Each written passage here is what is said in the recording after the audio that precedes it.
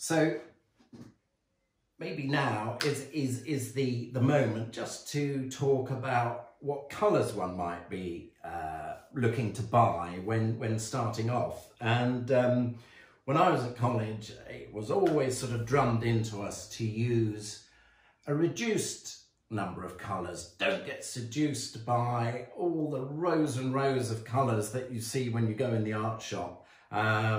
You know, a whole shelf of greens, a whole shelf of yellows, whole shelf of reds, and you go in there and, you know, if you're starting out and you're not quite sure what's what, you probably go and you look at that shelf of greens and you think, well, heavens above, all these are available. Maybe I have to have them all to be in with a chance of doing anything half decent. But of course, the reality is you don't. And in fact, the more colours you have when you start out, the more confusing things can become. So always try to stick to a very select range of colours. Now, all artists end up with their own favourite set of colours that they use, and I would, you know, they all have their absolute basics that are the backbone of their colour range, and then occasionally they might have a few little sort of quirky colours that they add on to the side of that just to embellish sometimes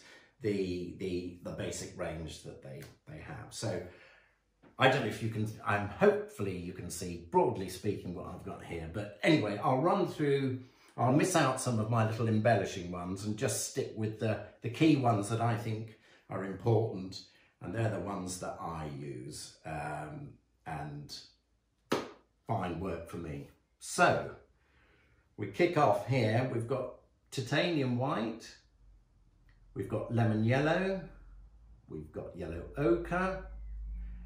We've got cadmium yellow, and then we've got a light red, we've got a cadmium red, we've got an alizarin crimson, and then in the greens I've got two greens. I've got viridian and I've got a permanent green light. Now both of those greens, you can modify them with a lot of these reds and yellows and make a phenomenal variety of greens. It's fabulous. So really you don't need, other artists might have variants on those greens, but basically you don't need sort of 8 different greens, because you make them from the colours that you have here using these greens as your starting points. Then we've got cobalt blue, we've got French ultramarine, and I rather like Prussian blue because it's got quite a bite to it sometimes. And if you want to give a green a bit of a kick, then the Prussian blue is rather good.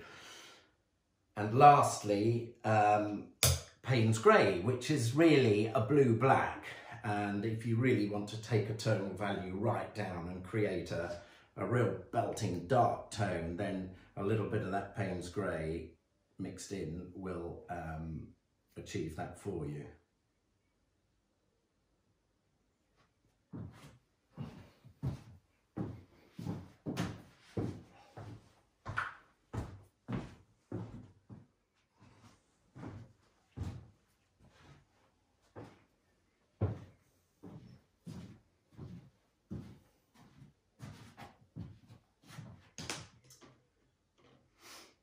Now, when it comes to washing our brushes, we need some white spirit.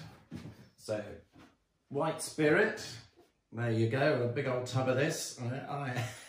Over the years I've been painting, the cost of these tubs has risen beyond belief, but I guess that's the same with everything. But white spirit, and I should add this clean spirit made by the same people.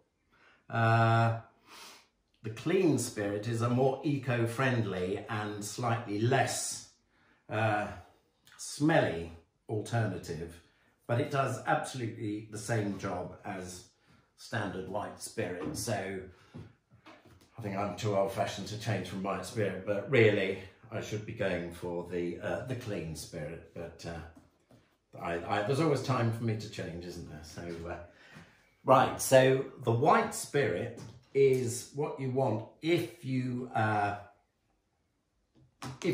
brush is absolutely covered in paint and you think, oh Lord, I've got to give that a bit of a clean up. So this blue roll is always great. I think blue roll seems to be used by everybody, artists, engineers, woodworkers, everyone loves a bit of blue roll. So that's great for just initially. So what I've been doing here, paint on the brush, wipe off the excess into my blue roll and then into the white spirit. And the white spirit has what it does, it disperses the pigment and will basically just clean your brush up, an absolute treat. And it's all ready for action again. Looking after your brushes is absolutely critical because they are expensive to buy. And if you abuse them, if you don't clean them after every painting session, you will find that in no time, you're down to the art shop having to buy another set of brushes. So it's a good discipline to get into the habit of just cleaning them after every painting session, not thinking, I'll leave those and come back and clean them later on, because invariably you forget. And then when you come back to do your next bit of painting, your brushes are rock hard, which is incredibly frustrating. So that white spirit or the clean spirit, that's what you use to clean your brushes with.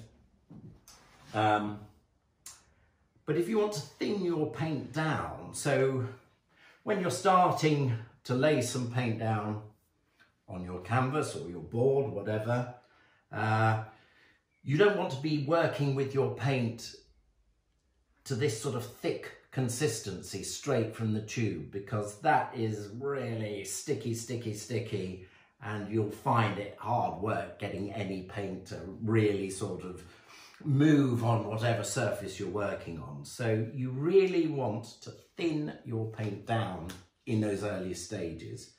And what we use for that, or what I use anyway, is distilled turpentine. That's a Winsor & Newton one. I don't know if you can see that. Distilled turpentine. Great smell. A little bit of that.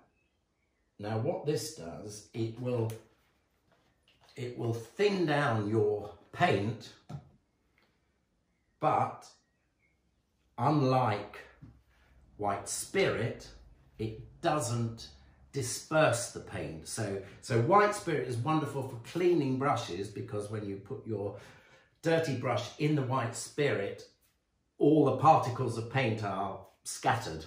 That was rather dramatic. Are scattered. But when you use your distilled turpentine, what that does, it rather than disperse all the pigment, it just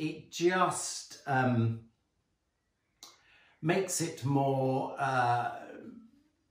solvent, really. It just thins it down so it becomes so much more usable, and so the paint flows much better. That is in essence what happens, and you can cover a large area of canvas with this thinned down paint. And clearly as your painting progresses, so you can start to use the paint more thickly. But that's something we can look at, you know, later on at another stage.